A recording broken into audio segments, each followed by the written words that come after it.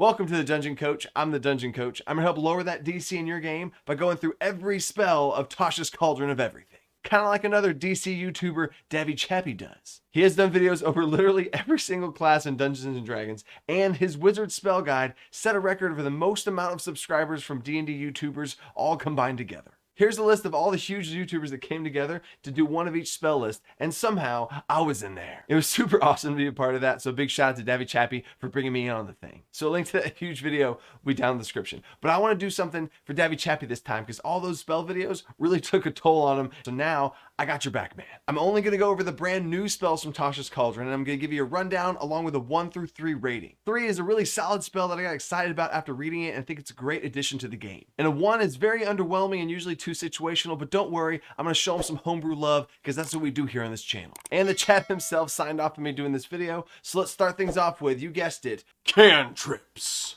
Mind Sliver is the first brand new spell from Tasha's Cauldron of Everything, and guess what? It gets a 3. Good job, Tasha. A spike of psychic damage to the target's mind, triggering an intelligence saving throw for 1d6 psychic damage, and reduces their next saving throw by 1d4.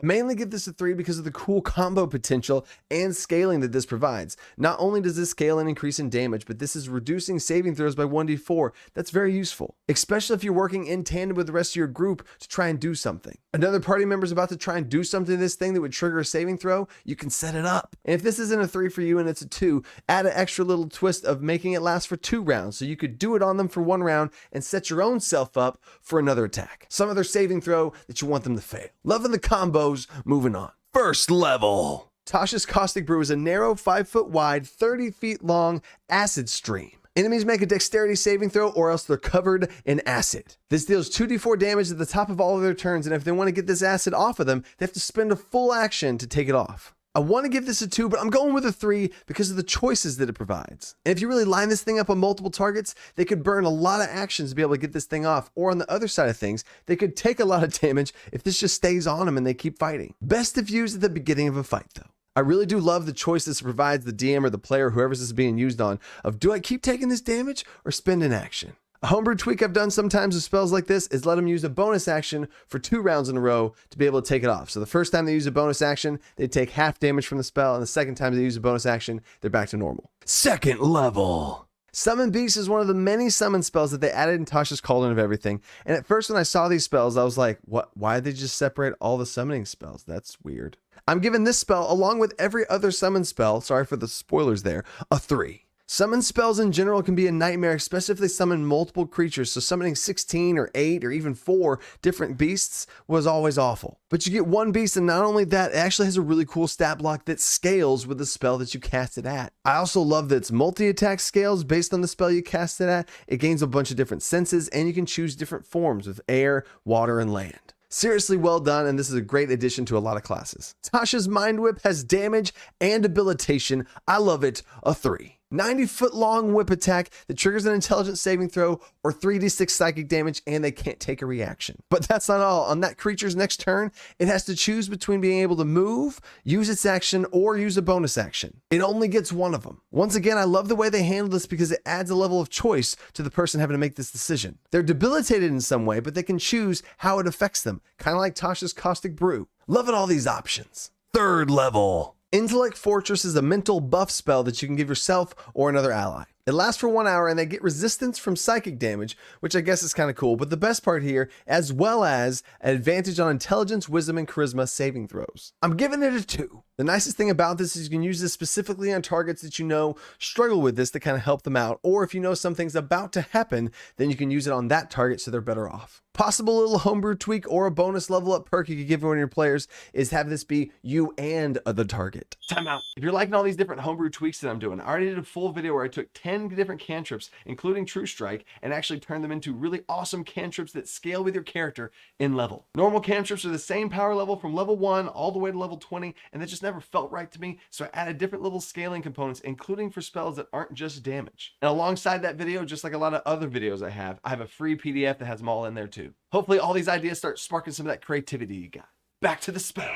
Spirit Shroud is a bonus action, 10-foot range for 1d8 damage. You can choose the type between necrotic, radiant, or cold damage. And any creature that takes this damage can't regain any hit points. And on top of that, any creature that starts its turn within your aura that you choose also reduces movement speed by 10 feet. This is pretty cool. It feels like somebody took Chill Touch, made it into an aura, and gave it some cool options. For the rest of these summon spells, I'm going to take care of them all at once because they're all very similar, and I give them, again, all of 3. I really love the difference between them, and you can specifically give this to different classes and let them be able to summon them. What I'm going to go through with each one of these, since they're all so similar, is the stat block that you're allowed to be able to cast. They all scale with the level of spell you cast, armor class, hit points, all this stuff. Phase Spirits get different types of bonus actions you can use, like Phase Step, Fuming, Mithril. My absolute favorite part are all the different bonus actions that these creatures get, because I think creatures can feel pretty bland and lame if they only have a move and a multi-attack. Summon Shadow Spawn has 3 different forms you can choose to take this: of Fury, Despair, or Fear. Whenever you cast this thing, you have to choose one of those 3. And depending on which one you choose, you either get an aura or a bonus action. Now, if I were to homebrew this, I would personally make sure that every single one of those forms each had a bonus action, again, to give them something to do extra than just an attack. But moving on. Summon Undead gives you 3 options of Ghostly, Putrid, or Skeletal, which all match up to abilities like Deathly Touch, Grave Bolt, and Rotting Claw. 4th level. Something I didn't even realize that I would love is that since you separate all of these different summons into different types, you're allowed to separate them into different levels for the different power that these creatures would be. Aberrations seem really cool. You can literally summon a Beholderkin, Slod, which are, I love Slod, or something called a Star Spawn, which I don't know what a Star Spawn is. Let's find out. Star Spawn D&D. Okay. Anyway, you get this new stat block, again, not with bonus actions, but they're all very different. And the triple choices continue with Summon Construct of Clay, Metal, or Stone. I also love they went a different direction here and gave the clay constructs a reaction. So me personally, I would keep running with this and give the other 2 reactions as well. So when you summon this thing, you got a reaction, but they're all different. That's another homebrew tip of mine, is if you do something like this, I wouldn't necessarily give these bonus actions, because then it'd be a lot more confusing for the player to remember, like, okay, this form has a bonus one, this one has a reaction, on this one has an aura. Keep it simple. For Summon Elemental, you can actually summon 5 different elements of Earth, Fire, Wind, Water, and Heart. I had to put that Captain Planet. There's no Heart Elemental. I'm sorry. What would that even look like? But you get 4 elemental options here, which is pretty cool. But for me, this one, I almost want to give this one a 2 because it just doesn't have enough flavor and feel difference between the 3 of them. Or I guess 4 of them. In fact, if you guys want to see a video where I go over and I take all of these different summon creatures and give them these bonus actions and make them feel very different, I could totally do that. Because when a player takes this ability, I feel like this is going to be a big part of what they do and who they are. I had an entire player that would shapeshift into these different elements, and I had 4 different elements that you could shapeshift into, and they all felt very different and all had very different actions. Bonus actions, reactions, and auras. Or maybe we could make a Heart Elemental. 5th level. Summon Celestial, you can pick between an Avenger or a Defender. And this is something I want to point out. If you notice right here, there's no alignment. I know Reddit and stuff's already blown up with this, but I think this is very interesting and maybe a subtle hint towards 6th edition D&D of moving away from the alignment system, or at least shaking things up. But alignment's a whole nother topic for a whole nother video. You basically get a ranged Avenger or a melee Defender to be able to protect you with. Personally, I feel like the Avenger could get a little bit more love, but it's pretty cool. 6th level. Summon Fiend I thought was going to have 2 options, a Demon and Devil, but they also added in Yugoloths. My personal favorite kind of Fiend are the Yugoloths, so I really love them being added here. Back to other spells now. Besides all those summon spells, we have Tasha's Otherworldly Guise. I love me some transformation spells because they just feel so cool, especially if you give a cool narrative description of how the transformation happens. It's a bonus action to cast, which is great for transformation spells. It lasts for 1 minute, and you get to choose the form of a lower or upper plane entity. I'm a huge fan of all the planes of existence, so I love that the flavor of this is in this transformation. Lower planes, you get fire or poison immunity. Upper planes, you get necrotic and radiant immunity. Lower planes are immune to the poison condition, and upper planes are immune to the charmed condition. You get a lot of stuff here too. You get 2 more bonus to armor class. Your weapon attacks are considered magical, and you can use your spell casting ability modifier instead of a strength or dexterity. And you get to attack twice even if you don't have the extra attack feature, so this really lets those spellcasters shapeshift into something awesome. And the coolest part is you get spectral wings with a fly speed of 40 feet. How could I not give this thing a 3? 7th level. I'm not gonna lie, this one seems a little weird to me, and I'm gonna give it a 1. You and 8 people enter into a dream state where you encounter a blue veil and you pull it back and you get transported to another world. But in order to cast a spell, you have to have a material component from that world. Maybe it's just my DM style, but this just feels like something that you would do campaign specific or story dependent upon whatever you want to do. Players wanted to do that, I would just have an NPC be able to cast it, or they have to learn and go through on some side quest. I feel like this is just part of the game and it doesn't need an actual spell for it. Am I alone on this? Maybe newer DMs that are uncomfortable with this type of travel, this gives them a system for, so maybe there's value there, but I don't know. 8th level. Yeah, there's no 8th level spells.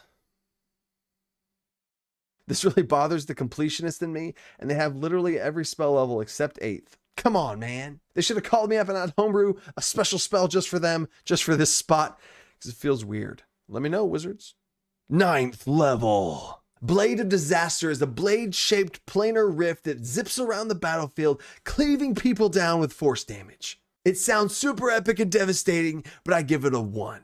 This is a 9th level spell. I feel like 9th level spells should be game-changing. Or should I say battlefield-changing. If you use a 9th level spell, everyone should feel the effects of it, and it should be a tide turner. Especially if you compare this to other 9th level spells, it just falls a little short. You create this planar blade that you can make attacks with yourself as an actual weapon. This is basically spiritual weapon on steroids, and it's a bonus action to cast, but you can actually swing and use the actual blade itself as your own weapon. It deals 4d12 force damage, which is awesome, and they added an extra critical effect to this, which we're going to run with here in a second, where if you roll a 20, a 19, or an 18 on the d20, all of those are a crit. So a 15% chance to crit instead of just 5. Okay, that's cool, but it's a 9th level spell here. I need a little bit more than that. They also keep going with this whole critical thing, and on a critical, it deals 8d12 more damage for 12d12 total damage. And as a bonus action, you can move the thing 30 feet to an unoccupied space, and it makes 2 attacks of its own. But as usual, I'm not just here to complain. Let's take this thing from a rank 1 to a rank 3 9th level spell. Keep in mind that this thing, if someone casts it on the battlefield, if your players